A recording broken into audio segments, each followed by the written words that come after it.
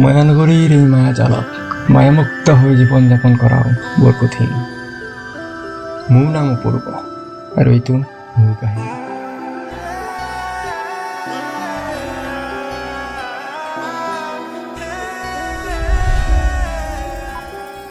চৰকাৰে দেখোন দিনক দিনে লকডাউন বৃদ্ধিহে কৰিছে, তাকেই দেখি মোৰ টেনশ্যন বাঢ়িহে গৈছে। আৰু এয়া মোৰ প্ৰেম সুনিতা। কি কৰিবা সোনকালে ভাবা। ভাবিম ৰ'বা, আৰু কেইদিনমান চাই লওঁ। এই বয়সতেই এই অগণন জনগণৰ সৈতে ময়ো বহু বস্তু হেৰালোঁ। তাৰ মাজত আছিল মোৰ বেতন, এটি সুখী পৰিয়াল আৰু সেই চিৰস্মৰণীয় প্ৰেম। ক'লৈ যোৱা? এয়া মোৰ বন্ধু ত্ৰিদি। আজিকালি চহৰতে থাকে, কোনো কোম্পানীত হেনো ডাঙৰ চাকৰি কৰে। হয়তো লকডাউনৰ বাবে তেওঁ ঘৰলৈ আহিছে। যোৱা। ঠিক আছে, আজিলৈ এৰিছোঁ, বাই।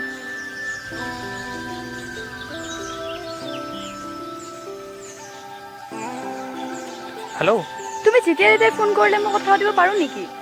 মা দেউতা সকলো ঘৰতে আছে। কোৱা, কিয় ফোন কৰিছিলা? সুনিতা। চাকৰি অবিহনে বহুতো বস্তু হেৰাব লাগিব, এই কথাষাৰ মই জানিছিলোঁ, কিন্তু তাৰ মাজত সুনিতা থাকিব, হ'ব দিয়া, এয়া পিছত ভবা ফোন নাছিল। কৰিবা।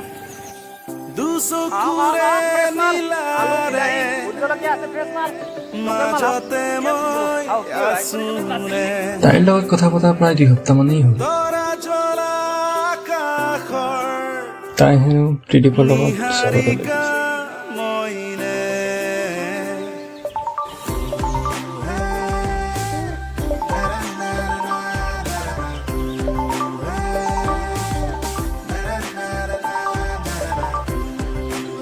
হেল্ল', কোৱা। হয়, ত্ৰিদীপে মিছা মাতিছিল। তেওঁ মিছা প্ৰলোভনেৰে স্মিতাক মোৰ পৰা আঁতৰাই লৈ গ'ল।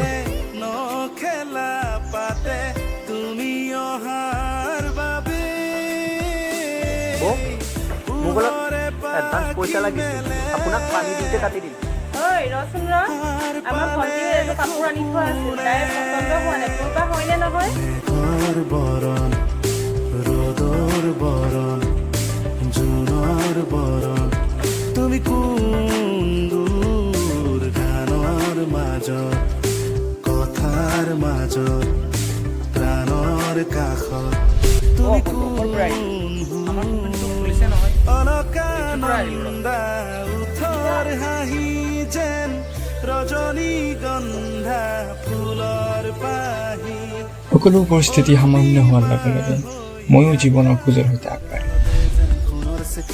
চকুত জিলিকি ৰয় কিনো অমিয়া মৰমে তোমাৰ হিয়া বিয়পিবই, যৌৱন দেহ মন মুখৰিত গানে তোমাৰে কথা কয় জানা মনে মনে, তুমি ফাগুনৰে নৈ থাকা বুকু জুৰিবই, আলো খুৱা বুকু সঁচা কথা হেনো কেতিয়া লুকাই নাথাকে।